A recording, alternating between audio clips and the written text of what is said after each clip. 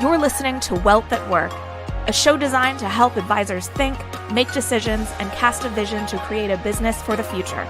Hosted by financial planner, author, speaker, and CEO of Advisor2X, Ross Marino.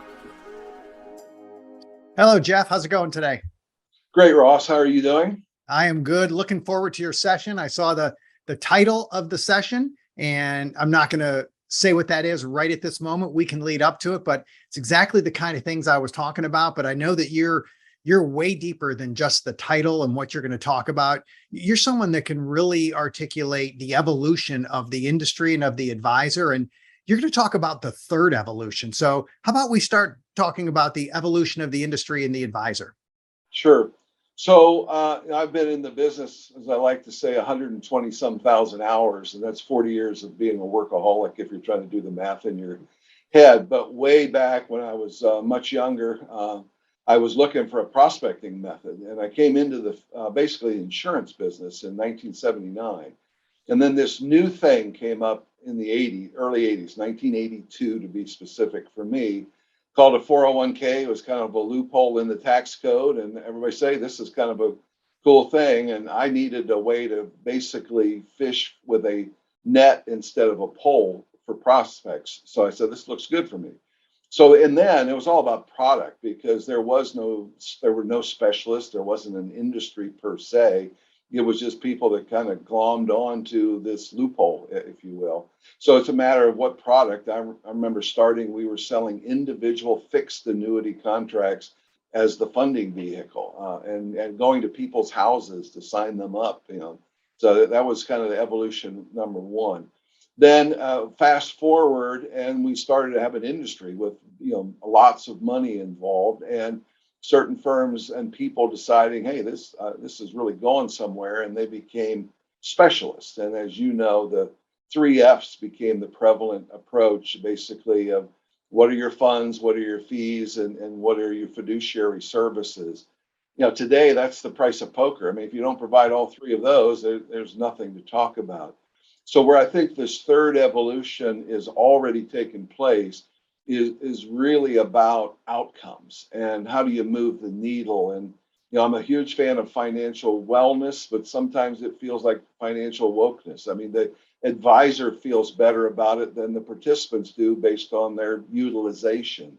So in this third evolution, I think everybody's trying to figure out how to create an elegantly integrated ecosystem. And in that ecosystem, you more holistically address the participants' needs. So ultimately, it's about being in the people business, not in the plan business.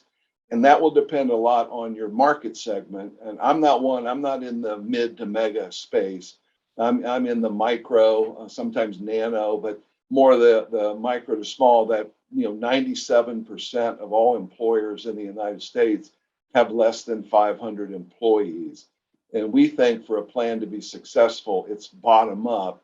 And we also think it's not financial wellness, but it's actually delivering holistic financial planning in an independent, ubiquitous way with no geographic shifts. People move, people change jobs, and we want their planning to be the constant, no matter how many 401k plans they're involved with, over their career. So I think this next shift is back to the people business, which will bring some generalists back into play as opposed to just specialists. And those generalists are going to come from a lot of different directions, but many of them are going to come from being financial planners or those kind of financial advisor type approach. So I'm more excited about what the next 5 to 7 years holds, Ross, than any time in my career, because I think this is one of those, again, paradigm shifts that we will either be the beneficiary of or you'll be the victim of, because it's going to change whether you like it or not. I definitely think it's a paradigm shift. And we have another conference that is called Shift that we'll be doing in 2023. And it's based on human first financial guidance. And that's really what the title of your session is. And that's what you just said. It's delineating that you're not just in the plan business, you're actually in the people business. And not just to say, and I told you this recently, that 10, 20 years ago, I would have said, oh, I'm in the people business because that's what everybody said. It was cliche. right? Well, I deal with people, so of course I'm in the people business, but that's really not what you're talking about with the third evolution. It sounds like when you say the people business, it means identifying that you're working with people and how do you help them where they're at in life and what is best for them at that moment. It's not just some black box or typical solution that you have for everybody. It's down to the individual level, but that takes time, it takes effort, it takes technology. How do you think advisors are going to do that?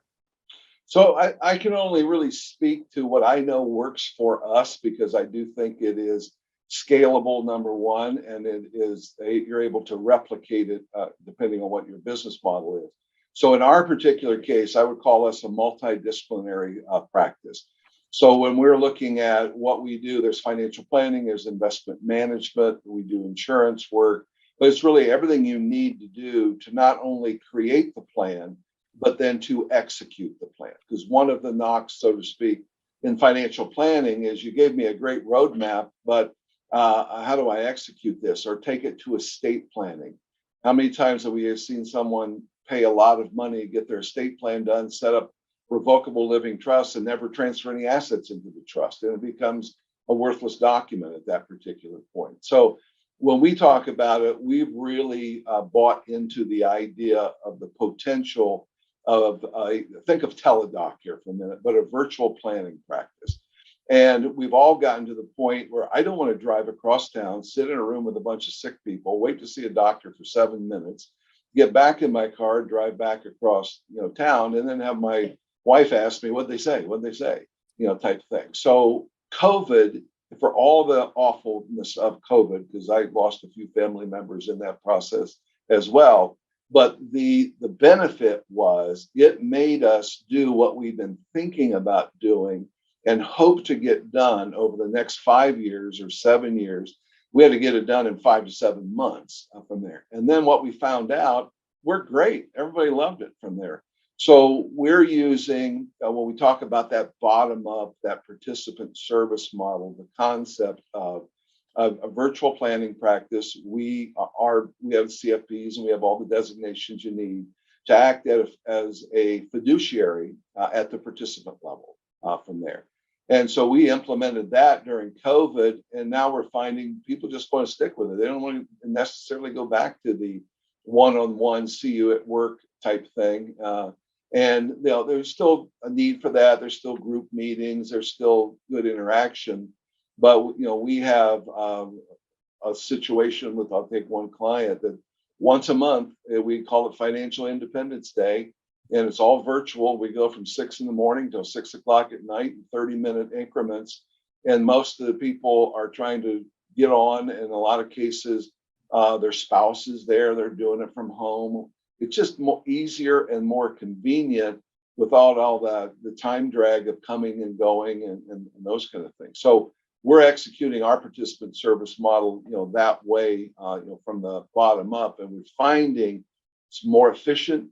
It's actually more effective. It's more inclusive because the spouse can be involved, and we have no geographic boundaries from there. We're, literally, it doesn't matter where you are anymore. And then I think the other part, Ross, that's really, really important, and we talked about this a little bit earlier. I was talking with a major record keeper, and they said, "What do you think of our financial tools and wellness tools?" And I said, "I think they're great until they're worthless."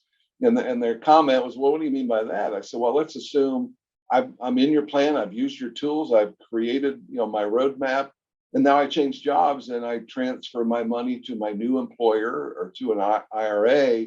What do you do?" He said, "Well, we turn you off." I said, "Yeah, it was great while it lasted, but now it's worthless to me, and I got to start all over again." So I think the autonomous nature of the delivery of these kind of services in a virtual setting, they can change jobs, they can move across the country, they can do anything they want, but you remain the constant through that particular process. And I just think the upside of that is far more scalable. I read somewhere where the number one hirer of CFPs was Vanguard. I can't attest that's true or not, but back to that virtual planning to wrap around, their mutual funds. It's, you can like it or not like it, but that's where it's going. And if you're not on board with that, somebody else is going to talk to your clients about it. So That's what I mean about being close. And you mentioned it in a way that I think is important. It's back to relationships. And now the relationship is more pronounced, it's deeper, it's more comprehensive in nature. And if someone says, look, my spouse doesn't get home till 7, or can you do Saturday morning? Or sure, no problem. That's easy to do. Everybody's happier as you go forward. And then you become the financial advisor to that family. And that's ultimately where things get really sticky, I guess. Well, we've been talking about the convergence for years, and in my opinion, the acceleration right now is faster and stronger than it's ever been. So can't wait to see what comes next. Jeff, look forward to seeing you out in Las Vegas at Wealth at Work. My pleasure, and I look forward to it, and then we will expand upon what we started today. Thank you for listening to Wealth at Work. The information covered and posted represents the views of the guests and does not necessarily represent the views and opinions of Advisor 2X. The content has been made available for informational and educational purposes only. The content is not intended to be a substitute for professional investment advice. Always seek the advice of your financial advisor or other qualified financial service provider with any questions you may have regarding your investment planning.